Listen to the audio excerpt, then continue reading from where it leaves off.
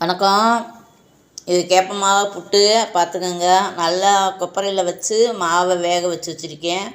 இது கூட எள்ளு போட்டிருக்கேன், எள்ளு வறுத்து போட்டிருக்கேன். எள்ளு, தேங்காய் பூ இதெல்லாம் சேர்த்து வேக வச்ச புட்டை நல்லா ஜீனி கலந்து இந்த மாதிரி இடிக்கணும். இந்த மாதிரி இடிச்சிங்கன்னா அந்த எள்ளோட டேஸ்ட்டும் தேங்காய் பூ டேஸ்ட்டு ஜீனி இதெல்லாம் பார்த்திங்கன்னா நல்லா இதுக்குள்ளே கரைஞ்சிரும். இதுக்குள்ளே கரைஞ்சிருச்சு அப்படின்னா மறுபடியும் இதை நம்ம இடிக்கிறோம்னு பார்த்திங்கன்னா இடிக்கையில் இந்த மாதிரி வந்துடும். இந்த மாதிரி கெட்டியாயிரும்.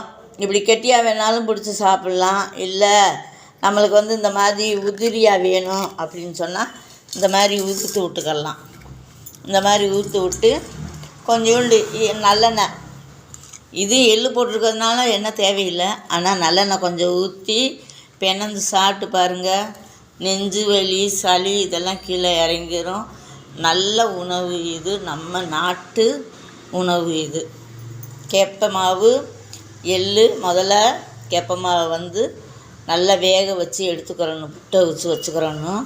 அந்த புட்டில் எள்ளை வறுத்து போடணும், தேங்காய் பூ திருவி போடணும், மண்டவெல்லம் போடலாம், இல்லைன்னா ஜீனி போடலாம். இதெல்லாம் போட்டு மறுபடியும் இது மாதிரி உரலில் போட்டு இடிக்கணும். நல்லா வேக வச்சதை இடித்து சாப்பிட்டு பாருங்கள். எல்லா நோய் குணமாகும். நன்றி, வணக்கம்.